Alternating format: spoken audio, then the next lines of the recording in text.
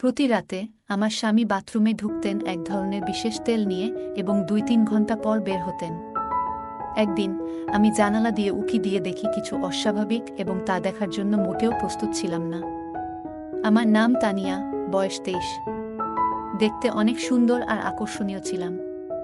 গায়ের রং ছিল ফর্সা। বাইরে বের হলেই সবাই আমার দিকে চেয়ে থাকত।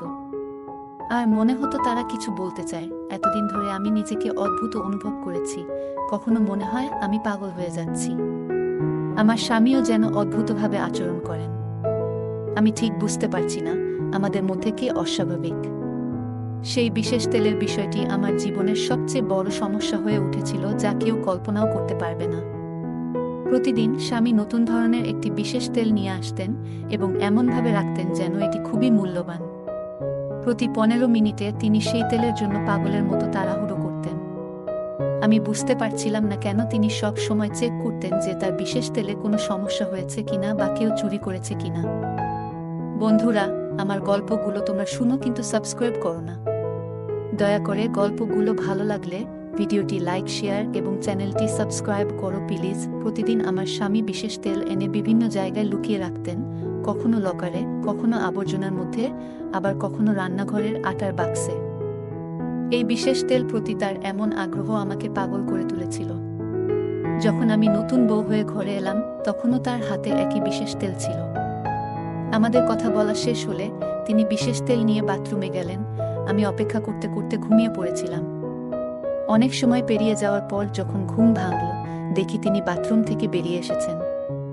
তার হাতে সেই ব্যাগ ছিল যার ভেতরে বিশেষ তেল রাখা ছিল। প্রায় ৩ ঘন্টা বাথরুমে তালাবদ্ধ ছিলেন তিনি এবং বের হয়ে বললেন, সমস্ত সমস্যা সমাধান হয়েছে। ৩ মাস হয়ে গেল আমাদের বিয়ে হয়েছে, কিন্তু প্রতিদিন একই ঘটনা। বাথরুম থেকে পানি পড়ার শব্দ আর স্বামীর অদ্ভুত আচরণ আমাকে খুব চিন্তিত করে তুলেছিল। তবে কাউকে বলতে সাহস পেতাম না। এক রাতে জানালা দিয়ে উঁকি দিয়ে দেখলাম স্বামীর বিশেষ তেলের মন্ত্র রহস্য। আমার মা-বাবা আমাকে অনেক ভালোবাসতেন। আমি ছিলাম তাদের ছোট মেয়ে, সব ভাই বোনের মধ্যে সবচেয়ে ছোট। আমার ছোটবেলায় অনেক অসুস্থ ছিলাম। বাবা মা সবসময় আমার জন্য প্রার্থনা করতেন। আমার চিকিৎসা চলছিল, তাই পরিবারের সবাই আমাকে অনেক ভালোবাসত। বাবা মা সবসময় ঈশ্বরের কাছে প্রার্থনা করতেন আমার সুস্থতার জন্য, কিন্তু তারা জানতেন না যে তাদের জীবন এত তাড়াতাড়ি শেষ হয়ে যাবে এবং তাদের আদরের কনিষ্ঠ কন্যাটি একা হয়ে যাবে। আমি তখন মাত্র ৭ বছর বয়সী। একবার আমরা পিকনিকে যাচ্ছিলাম, হঠাৎ বাস দুর্ঘটনার কবলে পড়ি। দুর্ঘটনা এত ভয়াবহ ছিল যে আমার বাবা মা এবং ভাই বোন সবাই ঘটনাস্থলেই মারা যান। আমি বেঁচে গিয়েছিলাম, কিন্তু সেই দিনটি আমার জীবনকে পুরোপুরি বদলে দিয়েছিল। অনেকেই আমাকে দেখে দুঃখ প্রকাশ করত, ভাবত আমি বাবা মা ছাড়া কিভাবে বাঁচব। আমার মনে হয় যদি আমি সেদিনও চলে যেতাম তাহলে ভালো হতো। সবাই বলতো এই মেয়ে এতিম হয়ে জীবন কাটাবে। আমার পুরো পরিবার হারিয়ে গিয়েছিল। সেই সময় আমার বাবার সৎ ভাই আমাকে তার বাড়িতে আশ্রয় দিয়েছিলেন, কারণ অন্য কেউ আমাকে রাখতে চাইছিল না। আমার মায়ের আত্মীয়রাও আমাকে নিজেদের বাড়িতে নিতে ভরসা পাননি। ওরা আমাকে অনেক ঠাট্টা করত, আর সেই ঠাট্টা শুনতে শুনতে আমি বড় হলাম। যখন বিয়ের বয়স এলো, আমার খালা আমাকে এমন একজনের সাথে বিয়ে দিলেন যাকে আমি চিনতাম না। আমি ভাবতাম খালার বাসায় সারাদিন কাজ করতে হবে, তাই স্বামীর বাড়িতে কাজ করাই ভালো। স্বামী খুব সুদর্শন ও স্মার্ট ছিল, কিন্তু তার পরিবার সম্পর্কে আমি কিছু জানতাম না। আমার খালা আমাকে বলেছিলেন, তোমাকে এখন শ্বশুরবাড়িতে থাকতে হবে। আমার কাছে তোমার খরচ বহন করার টাকা নেই। যাই হোক না কেন, তোমার শ্বশুরবাড়ির সাথে থাকতে হবে। আমি বুঝতে পারলাম খালা আমাকে তাড়াতাড়ি বিয়ে দিয়ে নিজের মেয়েদের জন্য পথ পরিষ্কার করতে চেয়েছিলেন। বিয়ের পরে স্বামীর পরিবারের অদ্ভুত আচরণ দেখে আমি চিন্তিত হয়ে পড়লাম। আমার স্বামী বিয়ের প্রথম রাত থেকেই আমাকে এড়িয়ে চলত। সে সারা রাত বাথরুমে কাটাত, আর আমি ভাবতাম হয়তো সে এসে ঘুমাবে। কিন্তু ১ মাস পেরিয়ে গেলেও স্বামী আমাকে স্পর্শ করেনি। শাশুড়ি বললেন, তোমার স্বামী তোমাকে একদিনও স্পর্শ করেনি। আমি বুঝতে পারলাম আমার জীবন সত্যিই কঠিন হতে চলেছে। লজ্জার কারণে আমি কাউকে কিছু বলতে পারিনি। ১ মাস পরে মামির সাথে দেখা করতে গেলে তিনি আমাকে দেখে আঁতকে উঠলেন এবং নানা প্রশ্ন করতে লাগলেন। আমি বিস্মিত হয়ে তার দিকে তাকালাম। তিনি আগেও এমন অদ্ভুতভাবে কথা বলেছিলেন, যেন আমার সাথে কোনো সম্পর্ক নেই। তার কথায় আমি খুব কষ্ট পেলাম, কারণ আমার শৈশব এই বাড়িতেই কেটেছে। আমি ভাবতাম মামা খালার সাথে দেখা করার আমার অধিকার আছে, কিন্তু এখানে এসে দেখলাম আমার স্বামী বাথরুমে যাচ্ছিল। আমি তার কাছে তুচ্ছ মনে হলাম। আমি নীরব থাকলাম, রাগ নিয়ন্ত্রণ করলাম এবং আমার ভাগ্যকে মেনে নিলাম। প্রতি মুহূর্তে ভাবতাম, কেন আমি নীরব থাকি? আমার স্বামীর সত্যটা প্রকাশ করা উচিত, কিন্তু বাস্তবে কিছু করতে পারতাম না। নিজেকে ঘরের কাজে ব্যস্ত রাখতে শুরু করলাম, রান্না, পরিষ্কার, পরিবারের জামাকাপড় ইত্যাদি। খালার বাড়িতে কাজের মেয়ে ছিলাম, আর এখন শ্বশুরবাড়িতেও একই জীবন যাপন করছি। একদিন ভাবলাম, আর কতদিন এভাবে বাঁচব? রুদ্ধস্বরে স্বামীকে সব বললাম। শোনার পর তার মা নাতিনাতনি চাইলেন, আর স্বামী বিদ্যুতের শকের মতো হয়ে গেল। আমি নিশ্চিত হলাম স্বামী পুরুষত্বহীন। প্রতিরাতে ঘুমানোর অজুহাতে বাথরুমে যেত, সে বাথরুমে থেকে বেরিয়ে আমার ঘুমানোর অপেক্ষা করত। কেউ নতুন বউকে এভাবে একা রেখে সারা রাত বাথরুমে কাটাবে না। আমি সিদ্ধান্ত নিলাম, স্বামীর এই গোপন কথাটা জানাতে হবে এবং একদিন রাতে সবার সামনে সত্যটা তুলে ধরব। এক রাতে স্বামীর মুখে অদ্ভুত হাসি দেখে আমি জেগে থাকার চেষ্টা করলাম। সে বলল, তুমি তাড়াতাড়ি ঘুমাও, আমি ডিস্টার্ব করব না। তারপর রুমের লাইট অফ করে বের হয়ে গেল। শুয়ে পড়ার সাথে সাথে আমি ক্লান্ত হয়ে পড়ে ঘুমিয়ে যেতাম। আজ জেগে থাকার চেষ্টা করছিলাম, কিন্তু ঘুমের উপর নিয়ন্ত্রণ ছিল না। আমি বললাম, ভালো লাগছে না, ঘুমাতে চাই। স্বামী বলল, ঠিক আছে। আমি 1 ঘন্টা স্বামীর জন্য অপেক্ষা করছিলাম। যখন গভীর ঘুমে ছিলাম, স্বামী এসে বাথরুমের দরজা বন্ধ করল। ভয় পাইনি, বরং চোরের মতো আস্তে আস্তে বাথরুমের দরজার কাছে গেলাম। বাথরুমের জানালা অনেক উঁচু ছিল, তাই চেয়ার এনে জানালার কাছে গেলাম। রাত 2টা বাজে, বাড়ির কেউ দেখেনি। চেয়ারে উঠে জানালা দিয়ে দেখার চেষ্টা করলাম, কেন স্বামী এতক্ষণ বাথরুমে কাটাচ্ছেন। পা কাঁপছিল, তবু সাহস করে জানালায় তাকালাম। ভেতরের দৃশ্য দেখে মাথা ঘুরে গেল, চোখে জল এলো। রুমে ফিরে কাঁদতে লাগলাম। বুঝলাম, খালা স্বামীর বাস্তবতা জানতেন, তাই আমাকে এখানে পাঠিয়েছেন। আমি খুব সুন্দরী ছিলাম, কিন্তু এই নরকে পড়ে গেছি। আমার খালা ভয় পেতেন যে তার মেয়েদের থেকে ভালো সম্পর্ক আমি পেয়ে যাব।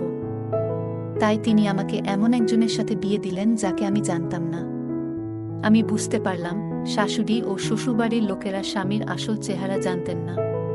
তারা নিজেদের জীবন নিয়ে ব্যস্ত ছিলেন এবং স্বামীর দিকে কেউ নজর দিত না। অনেক অভিভাবক মনে করেন সন্তানকে বিয়ে দিয়ে দায়িত্ব শেষ, কিন্তু আমার জীবন নষ্ট হলো। স্বামী পুরুষত্বহীন, অথচ কেউ জানত না। তারা শুধু আমাকে বিয়ে দিয়েই দায়িত্ব শেষ মনে করেছিল। আমি নীরব থাকার মেয়ে নই, চুপ থেকে কিছু অর্জন করতে পারি না। শ্বশুরবাড়ির লোকেরা সারা জীবন আমাকে সন্তান না হওয়ার জন্য তিরস্কার করত। আমাকে অপমান সহ্য করতে হতো। এখন আমি ভাবছি, কি করব এবং কোথায় যাব। আমার মাথা লুকানোর আর কোনো জায়গা ছিল না। মামার বাসায়ও যেতে পারছিলাম না, কারণ আন্টি নিষেধ করেছিলেন। ঠিক করলাম, আর চুপ থাকব না। কিন্তু আমার পিছনে কেউ ছিল না। স্বামী বাথরুমে ছিল, আর আমি অপেক্ষা করছিলাম। সে বের হলে রেগে গিয়ে তার কলার চেপে ধরলাম। চিৎকার করে বললাম, তুমি আমার সাথে এমন করলে কেন? সে খুব চতুর ছিল এবং আমার সাথে চতুরভাবে থাকছিল। বুঝতে পারছিলাম না কেন সে আমার কাছে আসছে না। সম্ভবত সে পুরুষত্বহীন ছিল, কিন্তু বলতে ভয় পেত। লোকেরা তাকে ঠাট্টা করবে বলে বিয়ের পর সব দোষ আমার উপর চাপিয়ে দিয়েছিল। 3 মাস ধরে বিষণ্ণতায় ভুগছিলাম।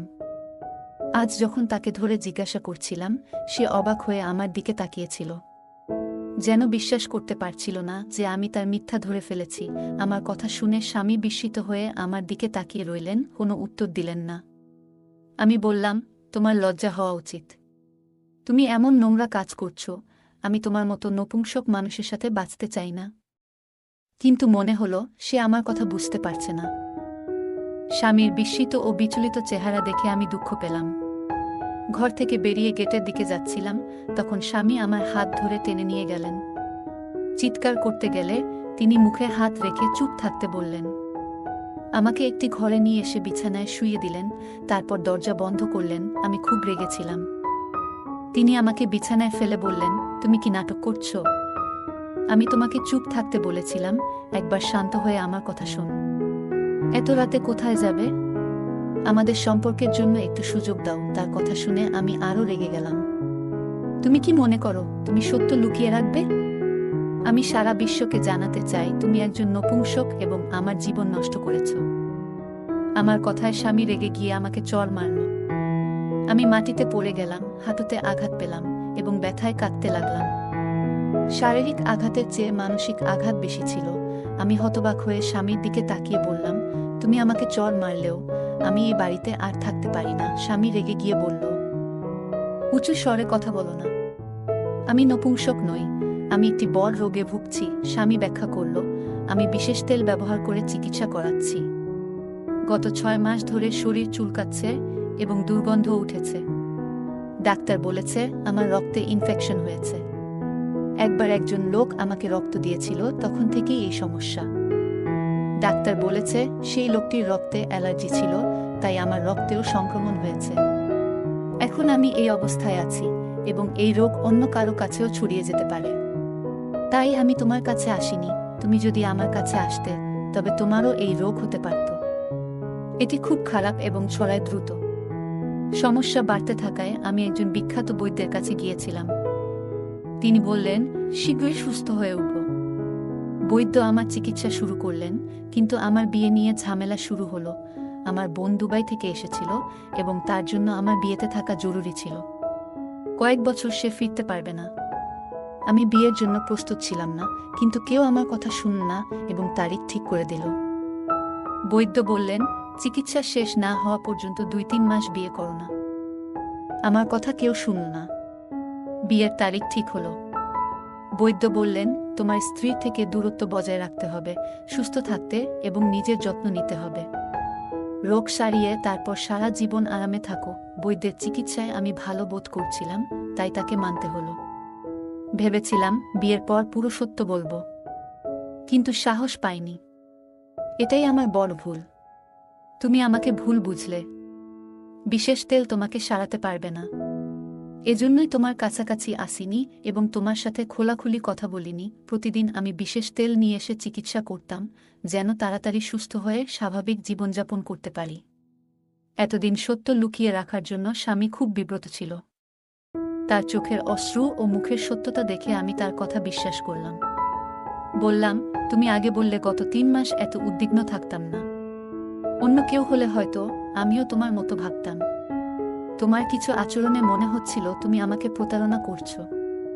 এখন আমি দুঃখিত যে তোমার সাথে খারাপ ব্যবহার করেছি। স্বামীর কাছে ক্ষমা চেয়ে আশ্বাস দিলাম, আমি সর্বদা তোমার পাশে থাকব এবং যত্ন নেব যতক্ষণ না তুমি সুস্থ হয়ে ওঠো। আজ আমরা একে অপরের সাথে আছি, তার রোগও নির্মূল হয়েছে এবং আমরা ভালো জীবনযাপন করছি। ছোট ছোট ভুল বোঝাবুঝি কখনো ঘর নষ্ট করে দেয়। আমাদের একে অপরকে বোঝার চেষ্টা করা উচিত। অন্যের হৃদয়ের অবস্থা না জেনে যদি আমরা সমর্থন করি, তাহলে অনেক সমস্যা এড়ানো যায়। ঈশ্বর আমাদের বোঝার ক্ষমতা এবং সঠিক সিদ্ধান্ত নেওয়ার শক্তি দিন। এখন আমাদের একটি 2 বছরের মেয়ে আছে, আর জীবনের সব সমস্যা চলে গেছে। আমার স্বামী এত ভালো যে মাঝে মাঝে আমি ভাবি এমন একজনকে আমি সন্দেহ করেছি। এখন আমি আমার পুরো পরিবার নিয়ে খুব খুশি। গল্পটা কেমন লাগলো জানাতে ভুলবে না। আরও মজার মজার রোমান্টিক গল্প শুনতে চাইলে ভিডিওটি লাইক, শেয়ার এবং চ্যানেলটি সাবস্ক্রাইব করতে এবং বেল আইকনটি টিপতে ভুলবে না। ধন্যবাদ।